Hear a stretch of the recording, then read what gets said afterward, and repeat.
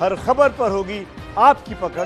Download कीजिए ABP live app. स्वागत है आपका। दिल्ली के मुख्यमंत्री अरविंद केजरीवाल ने बिना नाम लिए दिल्ली के कुछ प्राइवेट अस्पतालों पर प्रहार किया है। केजरीवाल ने कहा है कि कोई भी अस्पताल कोरोना के संदिग्ध मरीज को मना नहीं कर सकता है और उन्होंने साफ साफ कहा कि कोई भी अस्पताल मना नहीं कर सकता। जो भी मरीज वहां पर जाता है उसका इलाज करना अस्पतालों के लिए प्राथमिकता होना चाहिए।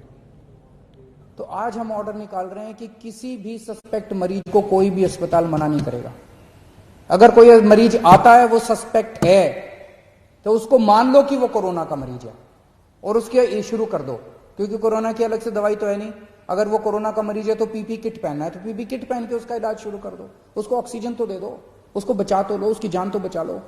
तो आज हम ऑर्डर पास कर रहे हैं, ऑर्डर की किसी भी सस्पेक्ट मरीज को मना नहीं किया जाएगा और अस्पताल उसका टेस्ट कराएगा और टेस्टिंग के बाद अगर कोरोना आ जाता है तो अकॉर्डिंगली काम करेंगे, कोरोना नहीं आता है तो उसको नॉन कोरोना वार्ड में शिफ्ट कर दिया जाएगा।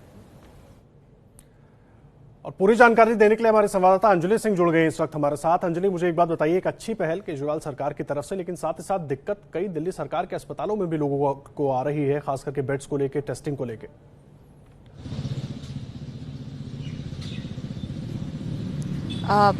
एक बार अपना सवाल आप दोहरा देंगे आदर्श? जी अंजलि, एक अच्छी पहल अरविंद केजरीवाल सरकार की तरफ से की गई है। कम से कम प्राइवेट अस्पताल जो सीधे तौर पर मना कर दे रहे थे पेशेंट्स को, अब उनकी एक नैतिक मजबूरी होगी, लेकिन कई दिल्ली सरकार के अस्पतालों में भी दिक्कत आ रही है, उसको लेकर बहुत ज्यादा वो नहीं बोले।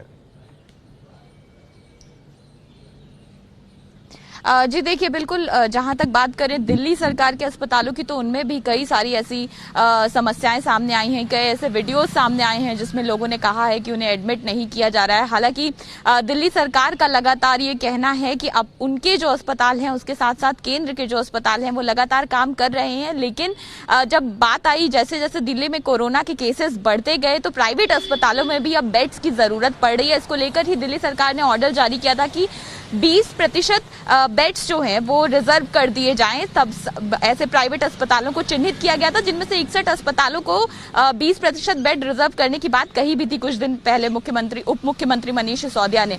लेकिन अब समस्या ये जो सामने आ रही थी, कई अस्पतालों ने ये बात उठाई कि उनके अस्पतालों में चूंकि नॉन कोविड मरीजों का इलाज हो रहा है और दोनों मरीज आपस में मिक्स हो जाएंगे, तो ये दरअसल इसके बाद ये पूरा विवाद खड़ा हुआ, जिसको देखते हुए आज बहुत सख्त लहजे में दिल्ली के मुख्यमंत्री ने कहा है कि अगर आपकी कोई समस्या है तो आप आकर हमसे बताइए, उसका निदान करिए, लेकिन आप किसी भी पेशेंट को एडमिट करने से मना नहीं कर सकते। बिल्कुल, ये बहुत अहम है कि किसी भी पेशेंट को मना नहीं कर सकते हैं। अंजलि, मुझे एक बात बताइए, जिस तरह से अब ये सरकार, दिल्ली सरकार की तरफ से ये फैसला किया गया कि प्राइवेट अस्पताल बेड आरक्षित रखेंगे, पहले हीला हवाली कर रहे थे कुछ अस्पताल, अब उससे कुछ ग्राउंड रियलिटी बदलेगी?